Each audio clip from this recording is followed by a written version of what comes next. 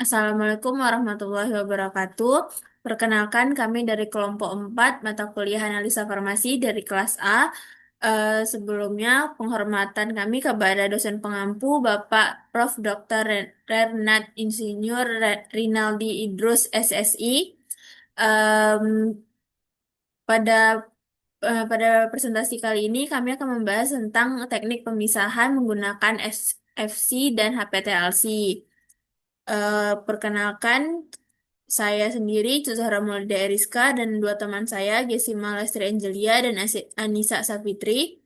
Pada pertemuan pada presentasi HPTLC, kami akan menjelaskan tentang definisi HPTLC, prinsip kerja HPTLC, instrumentasi HPTLC, dan langkah-langkah HPTLC.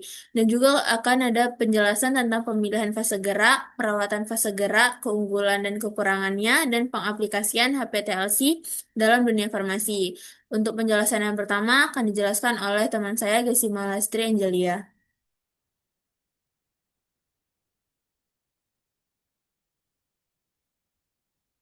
Baik, penjelasan pertama yaitu definisi dari HPTLC atau High Performance Thin Layer Chromatography. HPTLC sendiri merupakan pengembangan modern dari kromatografi lapis tipis atau Thin Layer Chromatography yang biasa disebut dengan TLC. Metode ini menggunakan metode ini memisahkan komponen berdasarkan tingkat absorpsi sampel pada fase diam. Metode ini menggunakan pelat dan instrumen yang lebih canggih, sehingga mampu memberikan pemisahan yang lebih cepat, lebih sensitif, dan juga presisi, sehingga sangat efektif untuk analisis kualitatif maupun kuantitatif.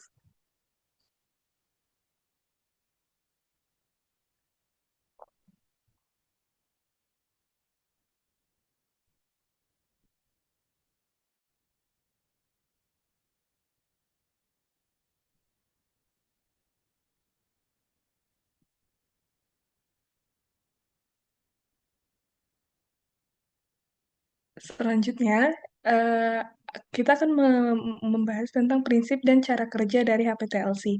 HPTLC bekerja berdasarkan prinsip dasar dari kromatografi sendiri, yaitu menggunakan mekanisme adsorpsi, partisi, maupun kombinasi keduanya untuk melakukan pemisahan.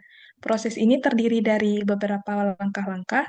Yang pertama, aplikasi sampel yang dilakukan dengan mengaplikasikan sampel pada pelat yang sudah dipersiapkan dan dilapisi sebelumnya menggunakan autosampler atau spotting manual.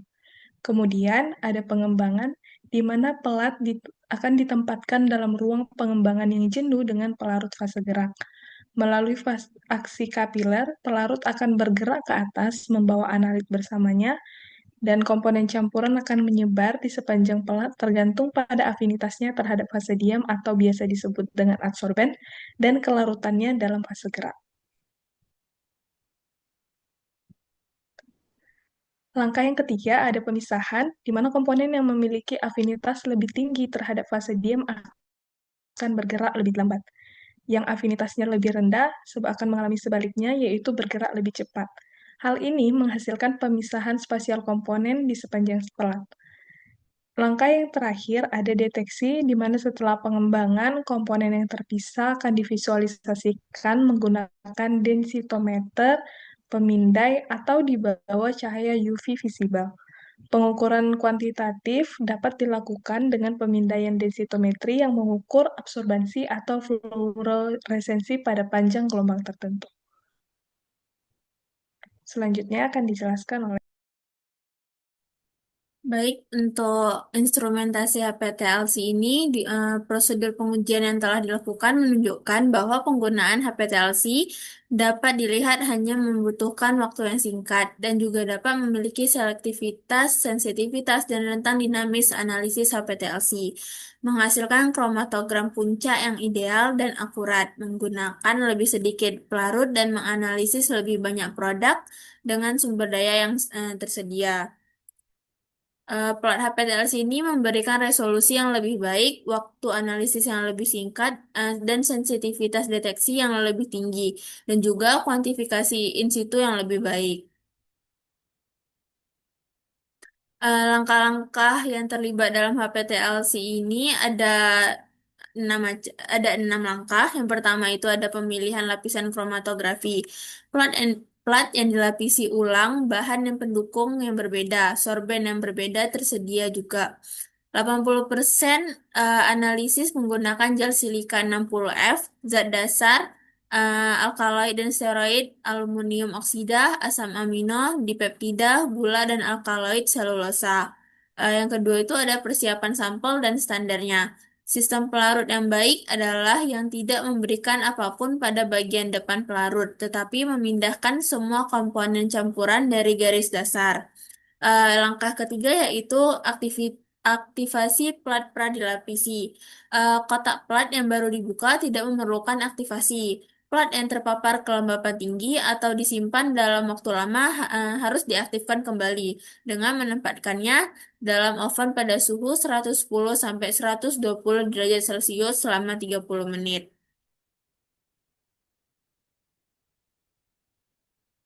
Tahap yang keempat itu ada penerapan sampel dan standar. Kisaran konsentrasi yang biasa digunakan yaitu 0,1 mg per mililiter. Di atas ini menyebabkan pemisahan yang buruk. Teknik penerapan sampel bergantung pada faktor-faktor seperti jenis beban kerja, matriks sampel, dan batasan waktu. Tahap kelima yaitu pemilihan fase gerak. Kualitas pelarut yang buruk yang digunakan dalam persiapan fase gerak ditemukan dapat menurunkan resolusi reproduktivitas RF dan definisi bercak. Dan yang terakhir itu ada prapengondisian atau saturasi ruang. Kejenuhan ruang memiliki pengaruh yang jelas pada profil pemisahan. Waktu yang diperlukan untuk kejenuhan bergantung pada fase gerak yang digunakan. Jika plat yang dimasukkan ke dalam ruang tak jenuh, dapat mengakibatkan peningkatan nilai RF.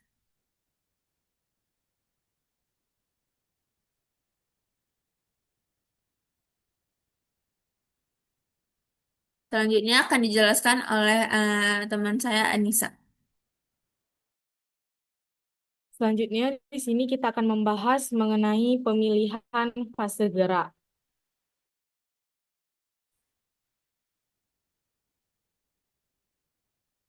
Jadi, fase gerak dalam KLT adalah larutan atau campuran pelarut yang mengalir melalui fase diam, membawa komponen-komponen sampel sepanjang pelat. Fase gerak mempengaruhi kecepatan dan urutan pemisahan komponen berdasarkan pelat sifat kimia dari sampel dan fase diam yang digunakan.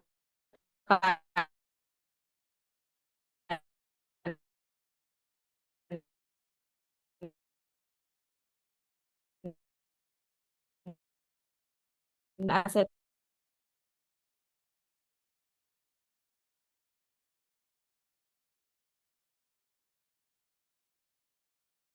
larut yang sering digunakan berupa air dan ketika digunakan untuk senyawa yang sifatnya itu lebih nonpolar. Kemudian terakhir ada pelarut campuran, yaitu kombinasi ya, antara pelarut polar dan polar yang dapat digunakan untuk menyesuaikan kepolaran fase gerak agar sesuai dengan kebutuhan pemisahan.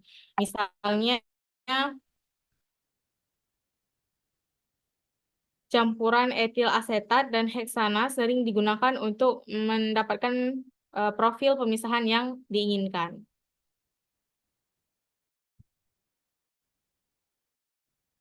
Next.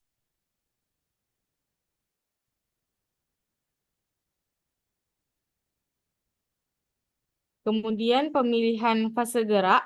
Beberapa faktor yang perlu dipertimbangkan dalam pemilihan fase gerak adalah yang pertama ada polaritas fase gerak itu sendiri. Jadi polaritas fase gerak harus disesuaikan dengan polaritas senyawa yang akan dipisahkan dan fase diam yang digunakan. Misalnya, jika fase diamnya polar seperti silika gel, fase gerak yang kurang polar akan lebih efektif dalam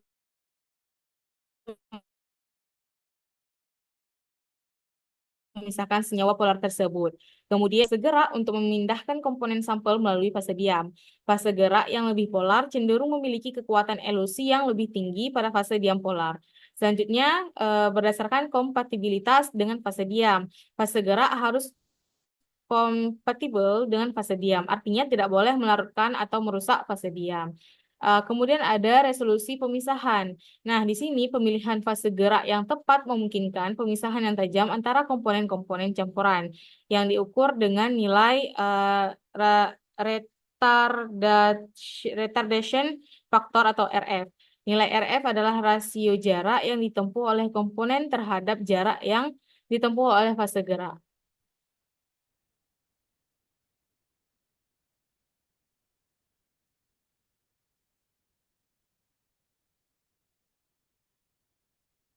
Selanjutnya, kita masuk dalam perawatan fase gerak kromatografi lapis tipis atau KLT. Jadi, untuk merawatnya, kita perlu memperhatikan beberapa hal, yaitu diantaranya ada pemilihan pelarut. Jadi, kita harus memastikan bahwa pelarut yang digunakan berkualitas tinggi dan bebas dari kontaminan. Pelarut yang kotor atau terkontaminasi dapat menghasilkan pemisahan yang buruk dan noda yang tidak diinginkan pada pelat. Selanjutnya, penyimpanannya. Dalam hal penyimpanan pelarut, lebih baik itu dia disimpan dalam botol yang tertutup rapat untuk menghindari penguapan dan kontaminasi. Hindari paparan langsung terhadap cahaya matahari karena beberapa pelarut dapat terdegradasi atau bereaksi secara kimiawi ketika terkena cahaya. Selanjutnya, berdasarkan degassing, yaitu sebelum digunakan, fase gerak dapat didiami atau didegas untuk menghilangkan gelembung udara yang dapat mengganggu pemisahan. Degassing dapat dilakukan dengan memvakum pelarut atau menggunakan ultrasonik.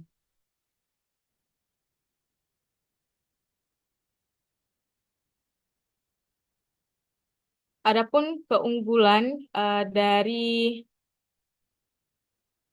KLT ini adalah sampel yang digunakan hanya sedikit sehingga bercak pentolannya berdiameter antara 0,1 sampai 0,5 mm. Kemudian lempeng dengan ukuran 10 kali 10 cm sudah cukup untuk analisis. Karenanya pada KLT-KT ini juga lebih menghemat fase gerak dibandingkan dengan KLT biasa. Fase diam yang digunakan pada KLT-KT hanya silika gel dan tidak menggunakan fase diam lainnya sebagaimana dalam KLT konvensional. Selanjutnya, penyiapan sampel pada KLT-KT serta pemilihan fase geraknya dapat dikatakan tidak ada perbedaan dengan KLT. Hanya saja, konsentrasi sampel pada KLT-KT ini lebih kecil dibandingkan dengan KLT biasa. Pada KLT-KT, resolusi sudah akan tampak nyata pada jarak pengembangan sampel antara 3 sampai 6 cm. Kemudian kekurangan dari KLT-KT ini pula bahwa dia kurang sensitif dibandingkan dengan teknik kromatografi lainnya seperti KCKT atau HPLC. Deteksi zat dalam jumlah sangat kecil menjadi sulit. Kemudian reproduksibilitas terbatas, di mana hasil KLT bisa bervariasi tergantung pada faktor seperti ketebalan lapisan, kelembaban, atau cara pengembangan pelarut, sehingga sulit mendapatkan hasil yang konsisten. Kemudian dia tidak kuantitatif secara langsung. KLT umumnya itu dia digunakan untuk menganalisis secara kualitatif. Untuk analisis kuantitatif diperlukan teknik tambahan seperti densitometri atau spektrofotometri yang membuat proses lebih kompleks.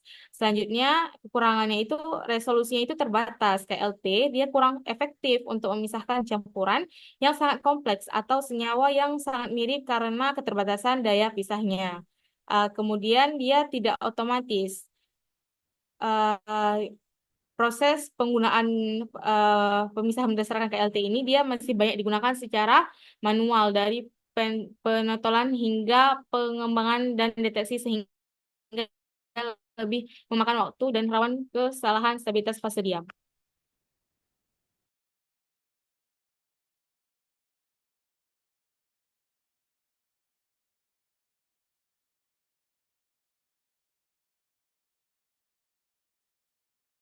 Untuk pengaplikasiannya, KLT dan termasuk juga HPTLC digunakan secara luas untuk analisis solut-solut organik, terutama dalam bidang biokimia, farmasi klinis, forensik, baik untuk analisis kualitatif dengan cara membandingkan nilai R solut dengan nilai R senyawa baku. Penggunaan umum KLT adalah untuk menentukan banyaknya komponen dalam campuran, identifikasi senyawa, memantau berjalannya suatu reaksi, menentukan efektivitas pemurnian, menentukan kondisi yang sesuai untuk kromatografi kolom, serta untuk memantau kromatografi kolom, melakukan screening sampel untuk obat dan klinis.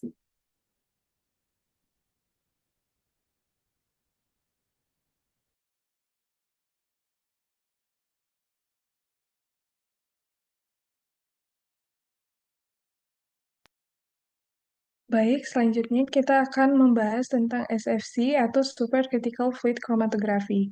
Outline yang akan kita bahas pada pembahasan SFC sendiri yaitu definisi, parameter dari SFC, prinsip dan perilaku SFC, instrumentasi, komponen utama dan alat uji SFC, serta pengaplikasiannya. Definisi dari fluida superkritis sendiri adalah zat yang berada di atas suhu dan tekanan kritis, sehingga memiliki sifat campuran antara cair dan gas. Pada kondisi ini, fluida bersifat homogen dan satu fase dengan karakteristik fisik dan kimia yang dapat diatur melalui pengendalian suhu dan tekanan. Pembentukan SFC terutama akan dipengaruhi oleh dua parameter, yaitu dengan peningkatan tekanan dan juga pemanasan zat. Parameter dari SFC ada dua, yaitu peningkatan tekanan dan pemanasan zat. Ketika tekanan pada suatu zat dinaikkan melebihi tekanan kritisnya atau PC, maka molekul-molekulnya akan menjadi lebih rapat sehingga interaksi antar molekul juga meningkat dan densitasnya pun bertambah. Jika tekanan melebihi tekanan kritis dan suhu juga berada di atas suhu kritis, gas akan bertransisi ke fase superkritis. Yang kedua, pemanasan zat. Ketika dipanaskan di atas suhu kritis, maka akan meningkatkan energi dari molekul dan juga mengurangi gaya tarik antar molekul, serta memfasilitasi transisi ke keadaan superkritis jika disertai dengan tekanan yang cukup tinggi.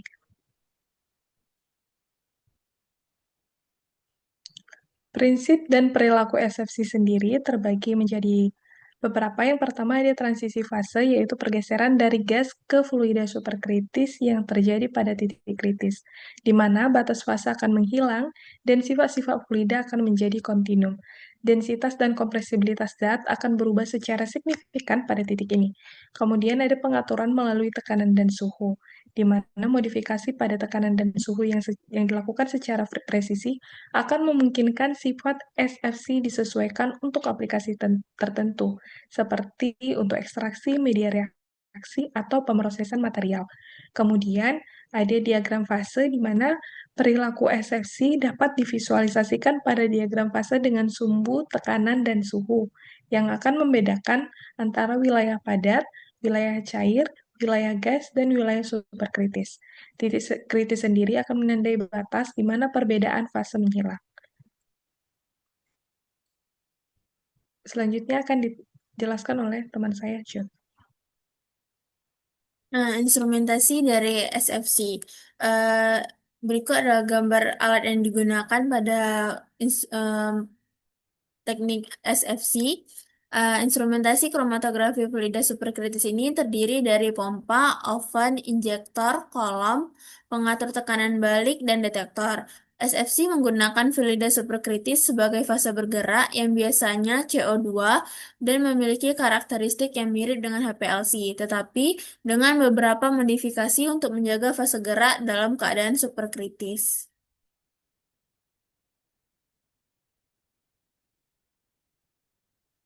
Komponen utama dari alat uji SFC ini ada 6. Pertama, pompa. Pompa ini digunakan untuk mengalirkan fase gerak atau CO2 melalui sistem. Kemudian ada oven untuk mengatur suhu kolom dan injektor untuk memasukkan sampel ke dalam kolom. Kolom ini sendiri adalah tempat terjadinya pemisahan senyawa. Selanjutnya itu ada pengatur tekanan balik untuk menjaga tekanan sistem agar tetap stabil dan yang terakhir itu ada detektor untuk mendeteksi senyawa yang telah terpisah. Selanjutnya akan dijelaskan oleh teman saya Nisa.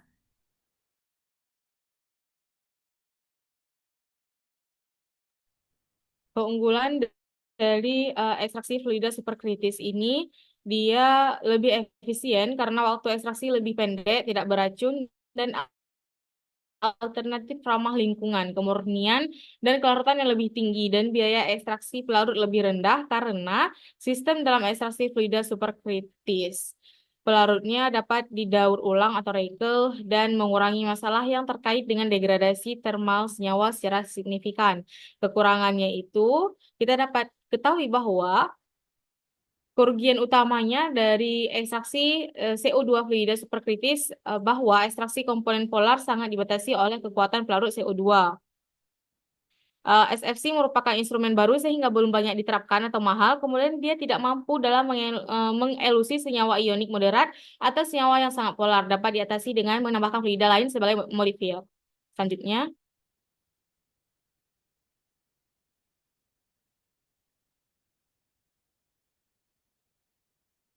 untuk pengaplikasiannya, aplikasi utama dari teknik ini adalah dalam analisis metabolik dan biomolekul. Penggabungan antara kromatografi fluida superkritis, supercritical fluid chromatography atau SFC dengan deteksi spektrofotometrik telah terbukti efektif dalam karakterisasi senyawa-senyawa seperti lipid, hormon steroid, asam empedu, peptida, dan protein. Pendekatan ini memungkinkan analisis dengan waktu yang lebih singkat dan resolusi tinggi, yang sangat penting dalam kajian metabolomi. Kemudian dalam bidang farmasi, spektrofotometri yang dikombinasikan dengan sistem fluida superkritis digunakan secara luas untuk pemisahan dan pemurnian senyawa kiral. Selain itu, penerapan metode ini juga ditemukan dalam analisis kontaminan pada produk pangan, khususnya suplemen berbasis minyak ikan. Berikut merupakan daftar pustaka yang kami gunakan sebagai referensi dalam pembuatan PPT ini.